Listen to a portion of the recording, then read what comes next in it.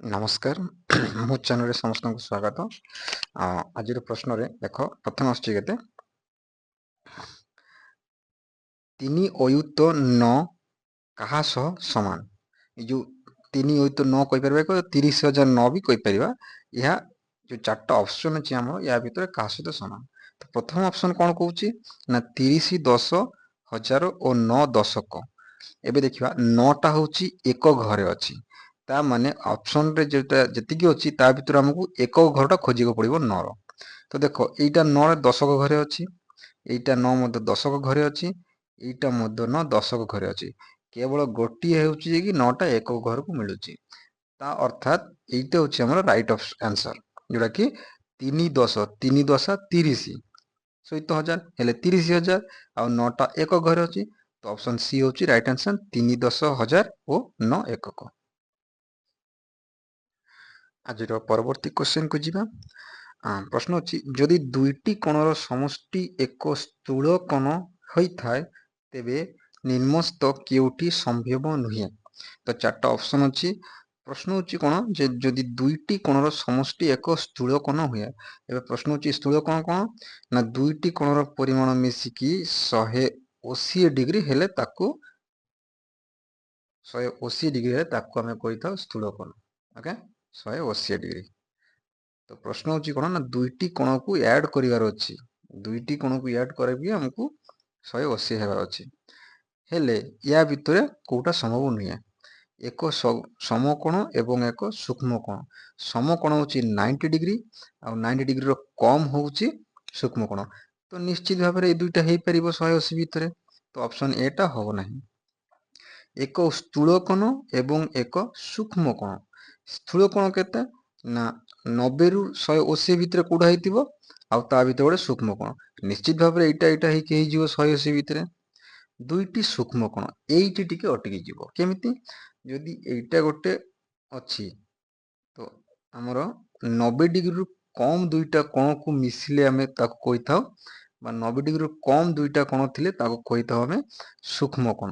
ତ ଦୁଇଟା ସୂକ୍ଷ୍ମ କୋଣ ସହିତ ସ୍ଥୂଳ କୋଣ ସହିତ କିଛି ସମ୍ପର୍କ ନାହିଁ। ଏହାର ଅର୍ଥ ହେଉଛି କ'ଣ ଯେ ସି ଦୁଇଟି ସୂକ୍ଷ୍ମ କୋଣ ସମ୍ଭବ ହେଇପାରିବ ନାହିଁ। ଓକେ, ଦୁଇଟି ସମକୋଣ ମଧ୍ୟ ହେଇପାରିବ, 90 ପ୍ଲସ୍ 90 ମଧ୍ୟ ହେଇପାରିବ, 90 90 ଗଲେ 180 ହେଇପାରିବ। କିନ୍ତୁ ଦୁଇଟା ସୂକ୍ଷ୍ମ କୋଣ କେତେ 90ରୁ କମ୍ ହେଲେ 90ରୁ କମ୍ ଦୁଇଟା ମିଶିକି ଯୋଉଟା ହୁଏ ତାକୁ କୁହାଯାଏ ସୂକ୍ଷ୍ମ କୋଣ। ବୁଝିଲ? ତ ଅପସନ ସି। ଏବେ ଦେଖିବା ପରବର୍ତ୍ତୀ କ୍ୱେଶ୍ଚନ। ହଁ, ତା ପରବର୍ତ୍ତୀ କ୍ୱେଶ୍ଚନ କ'ଣ ଗୋଟିଏ ମେସିନ୍ ଗୋଟିଏ ମିନିଟରେ 12 ପୃଷ୍ଠା ଛାପିପାରେ। 5760ଟି ପୃଷ୍ଠା ଅଛି, ଛାପିବା ପାଇଁ ମେସିନକୁ କେତେ ସମୟ ନେବେ? ତ ଫାର୍ଷ୍ଟ କ'ଣ କରିବା, ଏଇ ଯୋଉ ଏଇଟା ଅଛି ୟାକୁ ଏଇ 12 ଦେଇକି ହରିଦେବାର ଅଛି। କେତେ? 5760କୁ ଆମେ 12ରୁ ହରିଦେବେ। କେତେ ହେଲା? ଆଚ୍ଛା, 6ରେ କାଟିଲେ କେତେ? ଫାର୍ଷ୍ଟ 2ରେ କାଟିଦେବା। 2 6 12। ଏଇଟା 2ରେ କାଟିଲେ କେତେ? 2 2 4 ରହିଲା 17, 2 8 16 ରହିଲା 16, 2 8 16 ଏତେ। এটা 6ରେ ପୁଣି କାଢୁଛି 6 1 6। ଆଚ୍ଛା, 6ରେ କାଟିଲେ କେତେ? 6 3 18, 6 4 24, 6 4 24 ରହିଲା 4 48, 6 8 48 ରହିଲା 480। ଓକେ, ତ ୟାର ଅର୍ଥ ହେଉଛି କ'ଣ ନା 480 ମିନିଟ୍ ଲାଗିବ ଏତିକି ପୃଷ୍ଠା ଛାପିବା ପାଇଁ। କିନ୍ତୁ ଏଠି ଘଣ୍ଟାରେ ଆନ୍ସର ଦେବାକୁ ପଡ଼ିବ କହିଛି। ତ ଫାର୍ଷ୍ଟ ଏବେ ଦେଖ ଆମେ କ'ଣ ଜାଣିଛେ 1 ଘଣ୍ଟା ସମାନ 60 ମିନିଟ୍। ତ ଏତେ ମିନିଟ୍ ହେଇଛି, ଏହାର ଅର୍ଥ କ'ଣ 480କୁ ଯଦି ଆମେ 60ରେ ହରିଦେବା ତ ଆମକୁ ଘଣ୍ଟା ପଳେଇ ଆସିବ। ଏଇଟା କଟିଗଲା, 6 8 48 ହେଲେ କେତେ ଘଣ୍ଟା? 8। ଅପସନ ନମ୍ବର ବି। ଏବେ ଦେଖିବା ପରବର୍ତ୍ତୀ କ୍ୱେଶ୍ଚନ। ପରବର୍ତ୍ତୀ ପ୍ରଶ୍ନକୁ ଦେଖିବା। କେତେ ନା ଗୋଟେ ସଂଖ୍ୟା ଦିଆଯାଇଛି, ଦେଖ ଏଇଟାକୁ ସରଳୀକରଣ କରିବାକୁ ପଡ଼ିବ। ସରଳୀକରଣ କଲେ ଫଳାଫଳ ହବ ପ୍ରାୟ, ତାମାନେ ଆକୁରେଟ୍ ଆନ୍ସରଟେ ଆସିବ ନାହିଁ, ୟାର ପାଖାପାଖି କ'ଣଟା ଗୋଟେ ହେଇଥିବ। ତ ଫାର୍ଷ୍ଟ ଏଟାକୁ ସଲ୍ଭ କରିବା। କେମିତି? ଏଇଟା ଗୁଣିବା, ଯାହା ହବ ଏଇଟା ସହିତ ପ୍ଲସ୍ କରିବା, ଏଇଠି ଗୁଣିବା ଏଇଠି ପ୍ଲସ୍ କରିବା। ଉତ୍ତର ଯାହା ଉପରେ ଲେଖିବା ତଳେ 8 8 ରହିଯିବ। କେତେ ହେବ ଦେଖ, 8 5 40 ପ୍ଲସ୍ 3 43 43 ତଳେ ରହିଲା କେତେ ନା 8 ଇଣ୍ଟୁ ସେମିତି 8 8 64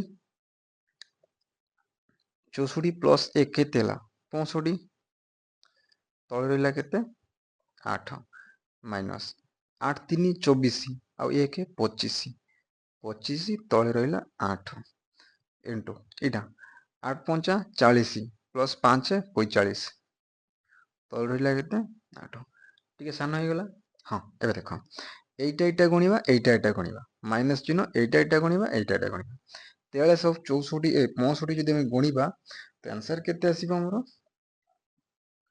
2795 ତଳେ ହେଲା 8 8 64 ବୁଝିହେଲା ଆଚ୍ଛା ଏବେ ଦେଖ ମାଇନସ୍ ଏଇଟା ମଧ୍ୟ 2545 ଗୁଣିଲେ ଆନ୍ସର ହେବ କେତେ ନା 1125 ତଳେ ହେଲା କେତେ ହେଇଯିବ ନା 64 ସେମିତି ଏ ଦୁଇଟାରେ ଆମେ ଲସାଗୁ ନେଇପାରିବା ଓକେ ଲସାଗୁ ନେଲେ କେତେ ହେବ 64 ହେବ ଏ ଦୁଇଟା ଲସାଗୁ କେତେ 64 ଏହାକୁ ଏହା ହରିଲେ କେତେ ଏକ ଏହାକୁ ଗୁଣିଲେ ସେଇଟା ତାହେଲେ 2795 ମାଇନସ୍ ଏଇଟା 1125 आंसर केते आसीबो एडा को ऊपरटा माइनस करले आसीबो हमकु 16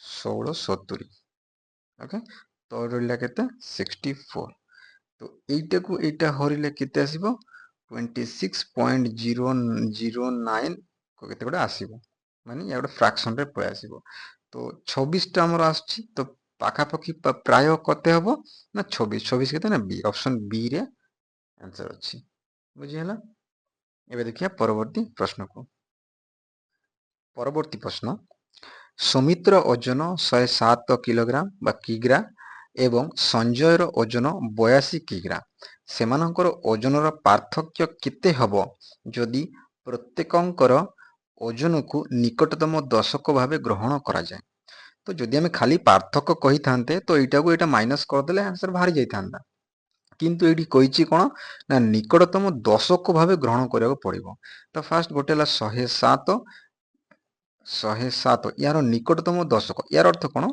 जोटी की यार पाखरे शून्य थिबा संख्या खोजिया पड़िबो तो 107 रो पाखरे कोन अछि ना 110 अछि हमर पाखरे ओके सेमती 82 रो केते हेतिबो पाखरे कते 80 हेतिबो निश्चित भाबरे 80 82 पाखरे अछि तो 107 तार पाखरे 110 अछि तो निकटतम अछि तो या टू या माइनस करले केते अछि हमरो ना 0 11 आडले केते 3 30 तो यार डिफरेंस 30 किग्रा आसीबो बुझिहेला एबे देखिया परवर्ती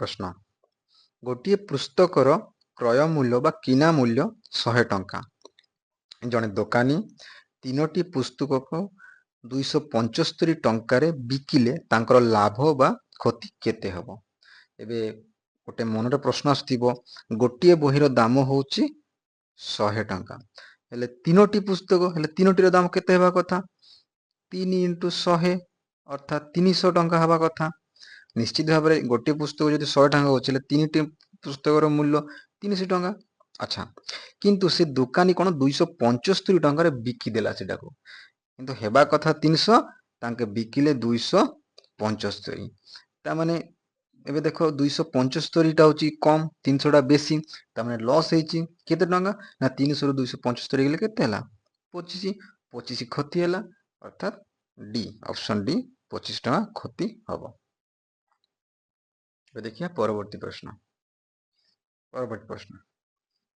प्रश्न कोन अछि ना एक वर्ग क्षेत्रर परिसीमा जदि 17 मीटर दैर्घ्य एवं 11 मीटर प्रस्थ्य विशिष्ट आयत क्षेत्रर परिसीमा सह समान हुए ताहेले वर्ग क्षेत्र क्षेत्रफल केते हबो अच्छा फास्ट आमे देखि देबा कोन फास्ट होय वर्ग क्षेत्र कोन जार चारिटा पूरा कोनटा पूरा समान हेतिबो चारिटा बाहु मध्य समान हेतिबो एटा होची वर्ग क्षेत्र आयत चित्र कोन ना एमती जार दुई बाहु टिके बड़ थिबो एवं दुई बाहु सानो हेतिबो आयत क्षेत्र एटा को जाय दैर्घ्य एटा को जाय प्रस्थ्य तो प्रश्न होची कोन ना गोटिए वर्ग क्षेत्रर परिसीमा माने यार जो चारि साइड जो बाउंड्रीटा अछि एवं जदि गोटिए 17 मीटर दैर्घ्य माने एटा होची 17 এবং 11 মিটার প্রস্থ, এটা হচ্ছে 11 বিশিষ্ট প্রস্থ বিশিষ্ট আয়তক্ষেত্র পরিসীমা সহিত সমান। তার মানে এই ଏତିକିରେ ଯେତିକି ଅଛି ଏତିକିରେ ସେତିକି ଅଛି। ଏବେ ଆମେ କ'ଣ କରିବାକୁ ପଡ଼ିବ, ଫାଷ୍ଟ ୟାର ଟୋଟାଲଟା କାଢ଼ିବାକୁ ପଡ଼ିବ। ଏଇଠି 17 ଅଛି ମାନେ ଏଇଠି 17 ଅଛି, ଏଇଠି 11 ଅଛି ମାନେ ଏଇଠି 11 ଅଛି। ତ ଏଇ ଚାରିଟା ଯାକ ଯୋଗ କରିଦେବା। ଯୋଗ କରିଦେଲେ କେତେ ହେବ? 17 17 34 ପ୍ଲସ୍ 11 11 କେତେ? 22 କେତେ ହେଲା? 4 2 6 3 2 5 56। তার মানে এই যে চারি সাইডর যে বাউন্ডারিটা বা পরিসীমাটা ଅଛି কেতে না 56 মিটার ଅଛି। ହେଲେ ୟା ସହିତ ଏଇଟା ସମାନ ହବ, ତା ମାନେ ଏଇଟା ମଧ୍ୟ ସମାନ ହେଇଥିବ। କିନ୍ତୁ କ'ଣ କହିଛି ଯେ ୟାର ଏଇଟା ଏଇଟା ଏଇଟା ଚାରିଟା ଯାକ ସମାନ। এই টোটালটু 56, এইটু ଷ୍ଟାର୍ଟ କରିକି ଏଇଟୁ ଏତିକି ପର୍ଯ୍ୟନ୍ତ ଆସିଲେ 56, କିନ୍ତୁ 4 ଥର ଆସିବାକୁ ପଡ଼ିବ। ତାମାନେ ୟାକୁ 4ରେ ହରିଦେବା ଫାଷ୍ଟରେ, କେତେ? 56କୁ ଆମେ ଫାଷ୍ଟରେ 4ରେ ହରିଦେବା, କେତେ? 14 ଆସିଲା। ତାମାନେ ଏଇ ଗୋଟିଏ ଗୋଟିଏ କେତେ? ଏଇଟା ବି 14, ଏଇଟା ବି 14, ଏଇଟା ବି 14, ଏଇଟା ବି 14। ତ ପ୍ରଶ୍ନ ହେଉଛି କ'ଣ? ତାହେଲେ ବର୍ଗ କ୍ଷେତ୍ର କ୍ଷେତ୍ରଫଳ କେତେ? କ୍ଷେତ୍ରଫଳ ମାନେ ଏଇ ଭିତର ଯେଉଁ ଜାଗାଟା ଅଛି এইটা କେତେ? ଯଦି ବାହୁ ବାହାରିଯାଏ, ବାହୁର ଗୋଟେ ସୂତ୍ର ଅଛି, ଯଦି ବାହୁ ଥିଲେ ବର୍ଗ ତ୍ରିମାହ ନା ବାହୁ ଇଣ୍ଟୁ ବାହୁ, ତାମାନେ 14 ଗୁଣନ 14, ଓକେ, କେତେ? 14 ଗୁଣନ 14, এই দুইটা গুণলে কেতে হব না 196। आंसर ए 196 হব आंसर। বুঝছেন? এবার দেখিবা পরবর্তী প্রশ্ন। পরবর্তী প্রশ্ন খুব ইন্টারেস্টিং ଅଛି। ଯଦି ଆମେ 1 ଠାରୁ 100 ପର୍ଯ୍ୟନ୍ତ ସଂଖ୍ୟା ଲେଖିବା, ସେଥିରେ 9 କେତେ ଥର ଆସିବ? ଏଇଟା ଗୋଟେ ମଜାଦାର ପ୍ରଶ୍ନ। ଏବେ ହିସାବ କରିଦେଲେ ମୁହଁ ବାହାରିଯିବ। 1 ଟୁ 9 ଭିତରେ ଫାଷ୍ଟ ଆସୁଛି 9 ଗୋଟେ, ତାପରେ 19ରେ ଗୋଟେ ଆସୁଛି, ତାପରେ 29ରେ ଗୋଟେ ଅଛି, ତାପରେ 39ରେ ଅଛି, ତାପରେ 49ରେ ଅଛି, ତାପରେ 59ରେ ଅଛି, ତାପରେ 69ରେ ଗୋଟେ ଅଛି, ତାପରେ 79ରେ ଗୋଟେ ଅଛି, ତାପରେ 90ରେ ଗୋଟେ ଅଛି, 91ରେ ଅଛି, 92ରେ ଅଛି, 93ରେ ଅଛି, 94ରେ ଅଛି, 95ରେ ଅଛି, 96ରେ ଅଛି, 97ରେ ଅଛି, 98ରେ ଅଛି, 99ରେ ଦୁଇଟା ଅଛି। ହିସାବ କରିଦେବେ 1 2 3 4 5 6 7 8 9 10 11 12 13 14 15 16 17 18 19ଟା ବାହାରିଗଲା। ଆଉ ଟିକେ କ'ଣ ଦେବା ନହେଲେ ଫାଷ୍ଟରୁ 9ରେ 19ରେ 29 39 49 59 69, ଆଚ୍ଛା 79 ଗୋଟେ ରହିଗଲା, 79ରେ ଗୋଟେ ଅଛି। ହେଲେ କେତେଟା ହିସାବ କର? 69, ତାପରେ 89 90 91 92 93 94 95 96 97 98 99। 1 2 3 4 5 6 7 8 9 10 11 12 13 14 15 16 17 18 19 20। ହେଲେ କେତେଟା ଅଛି? 20ଟା ଅଛି। ସର୍ଟକଟ୍ ଆନ୍ସର ବାହାରିଗଲା।